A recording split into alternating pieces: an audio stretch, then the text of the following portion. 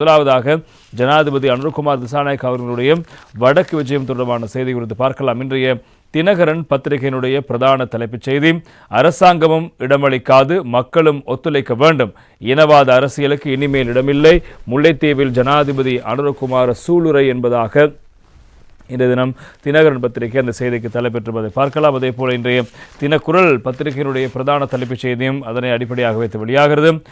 நல்லிணக்கம் சமாதானத்தை ஏற்படுத்துவதற்காக எந்த எல்லைக்கும் சென்று இனப்பிரச்சினைக்கு தீர்வு, வடமாகாணம் தொடர்பாக தேவையில்லாத அச்சத்தை ஏற்படுத்தும் அரசியல் தென்பகுதியில் நடக்கிறது, புதுக்குடியிருப்பில் ஜனாதிபதி அனுரகுமார என்பதாக தினக்குரல் பத்திரிகை அந்த செய்திக்கு தலைப்பெற்றிருப்பது நாங்கள் காணலாம். அதே போல இன்றைய வீரகேசரி பத்திரிகையில் ஜனாதிபதி அவர்கள் தெரிவித்த கருத்துக்கு தலைப்பிடப்படுகிறது. சர்ச்சைக்குரிய தீர்மானங்களை எடுக்க தயங்கவே மாட்டேன், வடக்கு தொடர்பாக தேவையற்ற அச்சத்தை ஏற்படுத்தும் அரசியல் தென்பகுதியில் நடக்கிறது, புதுக்குடியிருப்பில் ஜனாதிபதி அறிவிப்பு என்பதாக அந்த செய்தி இடம்பெடுத்திருப்பது காலம். எனவே இன்றைய தினம் தமிழன் பத்திரிகையிலும் மதுரமான செய்திகள் முக்கியமான செய்திகளாக இடம்பெடுத்திருக்கிறது. எனவே இனவாத அரசியலுக்கு இனியும் இடமில்லை, ஒருபோதும் பின்வாங்க போவதில்லை என யாழ் மக்களுக்கு ஜனாதிபதி உறுதி என்பதாக இன்றைய தமிழன் பத்திரிகையும் ஜனாதிபதியினுடைய இந்த முல்லைத்தீவு உரை தொடர்பான செய்தியை பிரதான தலைப்பாக ஏற்றிருப்பதை நாங்கள் காணக்கூடியதாக இருக்கிறது. எனவே அதனுடைய முழுமையாக நேற்று தினம் ஜனாதிபதி அவர்கள் தெரிவித்த அந்த உரையினுடைய கருத்துக்களை நாங்கள் இப்போது பார்க்கவிருக்கின்றோம். அது தொடர்பாக நாங்கள் விரிவாக பார்க்கலாம். தேசிய நல்லிணக்கத்தை ஏற்படுத்துவதற்கு சர்ச்சைக்குரிய வகையில் தீர்மானங்களை எடுப்பதற்கும் பின்வாங்க போவதில்லை, பழைய இனவாத கோஷங்களுக்கு எதிரான செயல்பாடுகளை மீளப்பெறப் போவதில்லை, தமது உறவுகளுக்கு என்ன நேர்ந்தது என்பதை அறிந்து கொள்ளும் உரிமை அனைவருக்கும் உண்டு, காணி உரிமை மற்றும் தமது இடங்களில் வாழும் உரிமை அனைவருக்கும் உண்டு, முற்போக்கான தீர்மானங்களை எடுக்கும் போது இனவாதிகள் கோஷமிடுவார்கள், அந்த கோஷங்கள் வெற்றி பெற இடமளிக்கப் போவதில்லை, வடக்கை அச்சுறுத்தல் நிலையில் வைத்திருக்கவே தெற்கில் ஒரு தரப்பினர் முயற்சிக்கிறார்கள் என்று ஜனாதிபதி அனுரகுமார் திசாநாயக்க தெரிவித்திருக்கின்றார். வடமாகாணம் தொடர்பாக தேவையில்லாத அச்சத்தை ஏற்படுத்தும் அரசியல் ஒன்று தென்பகுதி நடந்து கொண்டிருக்கிறது என்றும் ஜனாதிபதி சுட்டிக்காட்டியிருக்கின்றார். உலக தெங்கு தின நிகழ்வு இணைந்தாக வகையில் நாடே சுபிட்சமாக்கும் விருட்சம் கற்பகத்து தருவளம் என்ற வடக்கில் தெங்கு முக்கோண தொடக்க விழா நேற்று ஜனாதிபதி தலைமையில் புதுக்குடியிருப்பு இடம்பெற்றது. இந்நிகழ்வில் உரையாற்றும் போதே ஜனாதிபதி இந்த விடயங்களை சுட்டிக்காட்டியிருக்கிறார். புதுக்குடியிருப்பு பிரதேசமானது பின்தங்கிய நிலையிலும் கடந்த கால மோதல்களினால் இந்த பிரதேச மக்கள் பலவற்றை இழந்திருக்கிறார்கள், பிள்ளைகள் உறவுகள் உட்பட தமது உடைமைகளை இழந்தவர்கள் இந்த பகுதியில் வாழ்கிறார்கள். சமீபத்திய தேர்தலின் போது நான் வடக்கு மாகாணத்துக்கு வந்து உரையாற்றி இருந்தேன். மோதல் உட்பட பல பிரச்சனைகளால் பாதிக்கப்பட்ட இந்த மக்களுக்கு மீண்டும் சிறந்த வாழ்க்கையை வழங்கும் பொறுப்பு எமக்கு உள்ளது. நடைபெற்று முடிந்த தேர்தல்களின் போது இந்த பிரதேச மக்கள் எம்மீது நம்பிக்கை கொண்டு முன்னோக்கிய நிலையில் அடியெடுத்து வைத்திருக்கிறார்கள். அவர்கள் பலமான முன்னோக்கிய நிலையை ஆரம்பித்திருக்கிறார்கள்.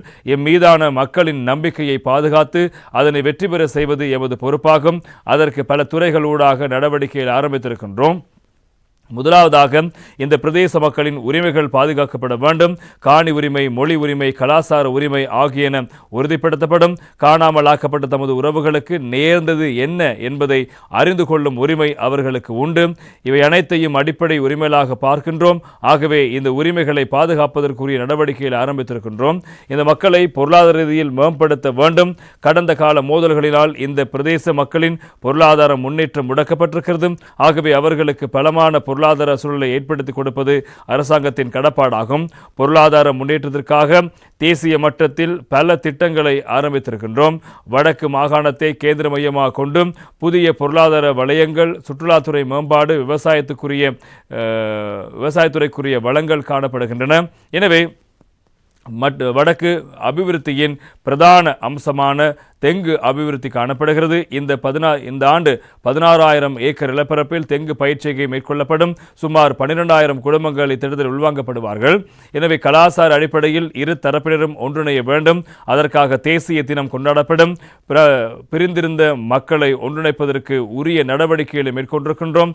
இப்பகுதியில் வாழ்பவர்களில் பெரும்பாலானோர் யுத்தம் மற்றும் மோதல்களினால் பாதிக்கப்பட்டிருக்கிறார்கள்.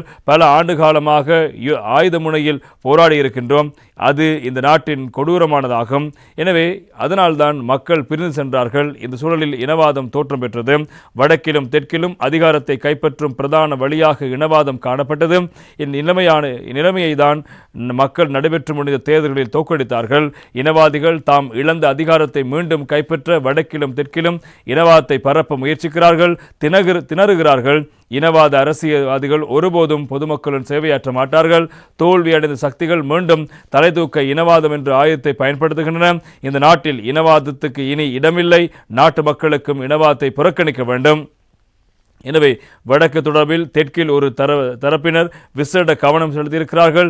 யுத்தம் பற்றி தொடர்ந்து பேசுகிறார்கள். மக்கள் மத்தியில் அச்சத்தை ஏற்படுத்துகிறார்கள்.